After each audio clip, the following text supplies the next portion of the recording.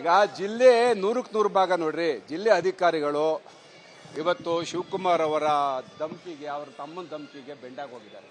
ಪಾಪ ಅವ್ರಿಗೂ ಅಧಿಕಾರ, ಅವ್ರಿಗೇನಾಗಿದೆ ಇದೊಂಥರ ಅನಿವಾರ್ಯ. ಈ ಜಿಲ್ಲೆಗೆ ಬರ್ಲಿಕ್ಕೆ ಅಧಿಕಾರಿಗಳು ಭಯ ಪಡ್ತಾರೆ. ಯಾರುವೆ ಇರೋರು ಸದ್ಯ ಇರೋ ತನಕ ಸುಮ್ಮನಿರ್ಬೇಕಲ್ಲ ಅಂತೇಳಿ ಅವ್ರು ಹೇಳ್ದಂಗೆ ಕೇಳ್ತಾರೆ. ಈಗ DC ಆಗ್ಬೋದು, SP ಆಗ್ಬೋದು, ಇವ್ರಿಗೇನೋ ನ್ಯಾಯಯುತವಾಗಿ ಕೆಲಸ ಮಾಡ್ತಕ್ಕಂಥ ನೈತಿಕತೆ ಕಳ್ಕೊಂಡ್ಬಿಟ್ಟಿದ್ದಾರೆ. 100ಕ್ಕೆ 100 ಭಾಗ, ಅದರಲ್ಲೇನು ಡೌಟೇ ಇಲ್ಲ ರೀ. ಅದಕ್ಕೆಲ್ಲ ಗೊತ್ತಿರ್ತಕ್ಕಂಥದ್ದೇ. ಇದು ಅಲ್ಲ ರೀ, 10 ದಿವಸ ಆದ್ರೂ ಒಂದು ಸಣ್ಣ ಸಮಸ್ಯೆ ಬಗೆಹರಿಲ್ಲ ಅಂತ ಅಂದ್ರೆ ಇದೇನಿದು? ಅವ್ರು ಹೇಳ್ದಂಗೆ ಇವ್ರು ಕೇಳ್ತಾ ಇದ್ದಾರೆ ಅಷ್ಟೇ. SP ಮನ್ಸು ಮಾಡಿದ್ರೆ ಅರ್ಧ ಗಂಟೆಲಿ ಬಗೆಹರಿಸ್ಬೋದಲ್ಲ ಇದನ್ನ. DC ಮನ್ಸು ಮಾಡಿದ್ರೆ ಬಂದು ಹೇಳ್ಬೋದಲ್ಲ ಈಗ ಮಾಡ್ತೀವಿ ಅಂತೇಳಿ. ಇಬ್ಬರು ಒಂಥರ ಮುಖ ಪ್ರೇಕ್ಷಕರಾಗಿದ್ದಾರೆ. ಜಿಲ್ಲಾಡಳಿತ ಸಂಪೂರ್ಣ ಕುಸಿದೋಗಿದೆ. ಬಹುಶಃ ಇದು ಜಿಲ್ಲೆ ಒಂದು ದಿನ ಅವನತಿಗೆ ಹೋಗ್ತಾ ಇದೆ. ಸರ್, ವಕೀಲರ ಪರಿಷತ್ನ ಅಧ್ಯಕ್ಷರು ಸಿದ್ದರಾಮಯ್ಯನವರು ಈ ಪ್ರಕರಣಕ್ಕೆ ಸಂಬಂಧಪಟ್ಟಂತೆ ನಿರ್ಧಾರ ತಗೊಳ್ಳಿಕ್ಕೆ ರೆಡಿ ಇದ್ದಾರೆ.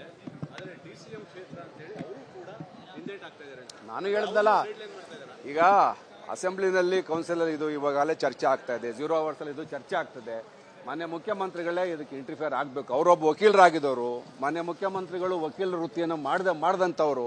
ವಕೀಲರನ್ನು ಬೀದಿ ಬಿಟ್ಬಿಟ್ಟು ಮುಖ್ಯಮಂತ್ರಿ ಕುರ್ಚಿಯಲ್ಲಿ ಕೂತ್ಕೋದು ಯಾವ ನ್ಯಾಯ?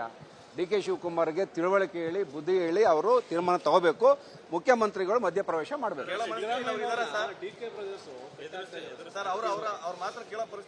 ಈಗ ನನಗಂದೀಗ ಇದು ರಾಜಕಾರಣ ಆಗುತ್ತೆ.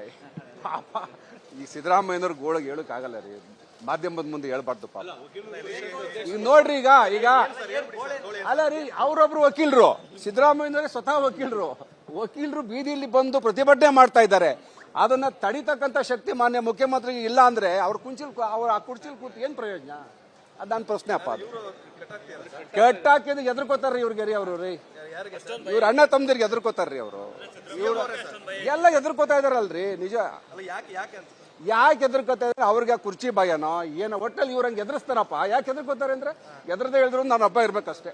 ಈಗ ಜಿಲ್ಲೆ 100ಕ್ಕೆ 100 ಭಾಗ ನೋಡ್ರಿ. ಜಿಲ್ಲೆ ಅಧಿಕಾರಿಗಳು ಇವತ್ತು ಶಿವಕುಮಾರ್ ಅವರ ಧಮಕಿಗೆ, ಅವ್ರ ತಮ್ಮನ ಧಮಕಿಗೆ ಬೆಂಡಾಗಿ ಹೋಗಿದ್ದಾರೆ. ಪಾಪ ಅವ್ರಿಗೂ ಅಧಿಕಾರ, ಅವ್ರಿಗೇನಾಗಿದೆ ಇದೊಂಥರ ಅನಿವಾರ್ಯ. ಈ ಜಿಲ್ಲೆಗೆ ಬರ್ಲಿಕ್ಕೆ ಅಧಿಕಾರಿಗಳು ಭಯ ಪಡ್ತಾರೆ. ಯಾರುವೆ ಇರೋರು ಸದ್ಯ ಇರೋ ತನಕ ಸುಮ್ಮನಿರ್ಬೇಕಲ್ಲ ಅಂತೇಳಿ ಅವ್ರು ಹೇಳ್ದಂಗೆ ಕೇಳ್ತಾರೆ. ಈಗ DC ಆಗ್ಬೋದು, SP ಆಗ್ಬೋದು, ಇವ್ರಿಗೇನೋ ನ್ಯಾಯಯುತವಾಗಿ ಕೆಲಸ ಮಾಡ್ತಕ್ಕಂಥ ನೈತಿಕತೆ ಕಳ್ಕೊಂಡ್ಬಿಟ್ಟಿದ್ದಾರೆ. 100ಕ್ಕೆ 100 ಭಾಗ, ಅದರಲ್ಲೇನು ಡೌಟೇ ಇಲ್ಲ ರೀ. ಅದಕ್ಕೆಲ್ಲ ಗೊತ್ತಿರ್ತಕ್ಕಂಥದ್ದೇ. ಇದು ಅಲ್ಲ ರೀ, 10 ದಿವಸ ಆದ್ರೂ ಒಂದು ಸಣ್ಣ ಸಮಸ್ಯೆ ಬಗೆಹರಿಲ್ಲ ಅಂತ ಅಂದ್ರೆ ಇದೇನಿದು? ಅವ್ರು ಹೇಳ್ದಂಗೆ ಇವ್ರು ಕೇಳ್ತಾ ಇದ್ದಾರೆ ಅಷ್ಟೇ. SP ಮನ್ಸು ಮಾಡಿದ್ರೆ ಅರ್ಧ ಗಂಟೆಲಿ ಬಗೆಹರಿಸ್ಬೋದಲ್ಲ ಇದನ್ನ. DC ಮನ್ಸು ಮಾಡಿದ್ರೆ ಬಂದು ಹೇಳ್ಬೋದಲ್ಲ ಈಗ ಮಾಡ್ತೀವಿ ಅಂತೇಳಿ. ಇಬ್ಬರು ಒಂಥರ ಮುಖ ಪ್ರೇಕ್ಷಕರಾಗಿದ್ದಾರೆ. ಜಿಲ್ಲಾಡಳಿತ ಸಂಪೂರ್ಣ ಕುಸಿದೋಗಿದೆ. ಬಹುಶಃ ಇದು ಜಿಲ್ಲೆ ಒಂದು ದಿನ ಅವನತಿಗೆ ಹೋಗ್ತಾ ಇದೆ. ಸರ್, ವಕೀಲರ ಪರಿಷತ್ನ ಅಧ್ಯಕ್ಷರು ಸಿದ್ದರಾಮಯ್ಯನವರು ಈ ಪ್ರಕರಣಕ್ಕೆ ಸಂಬಂಧಪಟ್ಟಂತೆ ನಿರ್ಧಾರ ತಗೊಳ್ಳಿಕ್ಕೆ ರೆಡಿ ಇದ್ದಾರೆ. ಆದರೆ DCM ಕ್ಷೇತ್ರ ಅಂತೇಳಿ ಅವರು ಕೂಡ ಹಿಂದೇಟ್ ಆಗ್ತಾ ಇದ್ದಾರೆ. ನಾನು ಹೇಳ್ದಲ್ಲ, ಈಗ ಅಸೆಂಬ್ಲಿನಲ್ಲಿ ಕೌನ್ಸಿಲರ್ ಇದು ಇವಾಗಲೇ ಚರ್ಚೆ ಆಗ್ತಾ ಇದೆ. 0 hours ಅಲ್ಲಿ ಇದು ಚರ್ಚೆ ಆಗ್ತದೆ. ಮಾನ್ಯ ಮುಖ್ಯಮಂತ್ರಿಗಳೇ ಇದಕ್ಕೆ ಇಂಟರ್ಫಿಯರ್ ಆಗಬೇಕು. ಅವರೊಬ್ಬ ವಕೀಲರಾಗಿದ್ದವರು. ಮಾನ್ಯ ಮುಖ್ಯಮಂತ್ರಿಗಳು ವಕೀಲ ವೃತ್ತಿಯನ್ನು ಮಾಡಿದಂಥವ್ರು. ವಕೀಲರನ್ನು ಬೀದಿ ಬಿಟ್ಬಿಟ್ಟು ಮುಖ್ಯಮಂತ್ರಿ ಕುರ್ಚಿಯಲ್ಲಿ ಕೂತ್ಕೋದು ಯಾವ ನ್ಯಾಯ?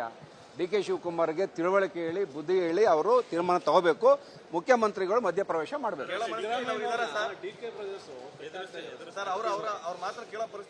ಈಗ ನನಗಂದೀಗ ಇದು ರಾಜಕಾರಣ ಆಗುತ್ತೆ.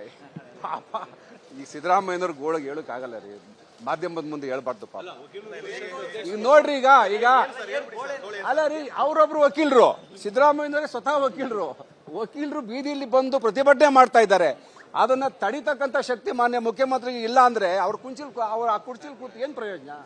ಅದ್ ನನ್ನ ಪ್ರಶ್ನೆ ಅಪ್ಪ. ಅದು ಕೆಟ್ಟಾಕಿದ್ ಎದ್ರಕೋತಾರ್ರಿ ಇವ್ರಿಗೆ ರೀ, ಅವರು ರೀ ಇವ್ರ ಅಣ್ಣ ತಮ್ಮದಿರ್ಗೆ ಎದ್ರಕೋತಾರ್ರಿ ಅವರು. ಎಲ್ಲ ಎದ್ರಕೋತಾ ಇದಾರಲ್ರಿ. ನಿಜ ಯಾಕೆ ಎದ್ರಕೋತಾ ಇದ್ರೆ ಅವ್ರಿಗೆ ಕುರ್ಚಿ ಭಯನೋ ಏನೋ, ಒಟ್ಟಲ್ಲಿ ಇವ್ರಂಗೆ ಎದುರಿಸ್ತಾರಪ್ಪ. ಯಾಕೆ ಎದ್ರಕೋತಾರೆ ಅಂದ್ರೆ ಎದ್ರದೇ ಹೇಳಿದ್ರು ನಾನು ಹಬ್ಬ ಇರ್ಬೇಕಷ್ಟೇ. ಅನುಕ್ಷಣದ ಸುದ್ದಿಗಳಿಗಾಗಿ ವಿಸ್ತಾರ ನ್ಯೂಸ್ ಯೂಟ್ಯೂಬ್ ಚಾನೆಲ್ ಸಬ್ಸ್ಕ್ರೈಬ್ ಮಾಡಿ. ಹೊಸ ಸುದ್ದಿಗಳ ನೋಟಿಫಿಕೇಶನ್ಗಾಗಿ ಬೆಲ್ ಐಕಾನ್ ಕ್ಲಿಕ್ ಮಾಡಿ. ಲೇಟೆಸ್ಟ್ ಅಪ್ಡೇಟ್ಸ್ಗಾಗಿ www.vistaranews.com ವೆಬ್ಸೈಟ್ಗೆ ವಿಸಿಟ್ ಮಾಡಿ. ಅಂಗೈಯಲ್ಲೇ ಜಗತ್ತಿನ ಸುದ್ದಿ ತಿಳಿಯಲು ವಿಸ್ತಾರ ನ್ಯೂಸ್ ಕನ್ನಡ ಆಪ್ ಡೌನ್ಲೋಡ್ ಮಾಡಿ.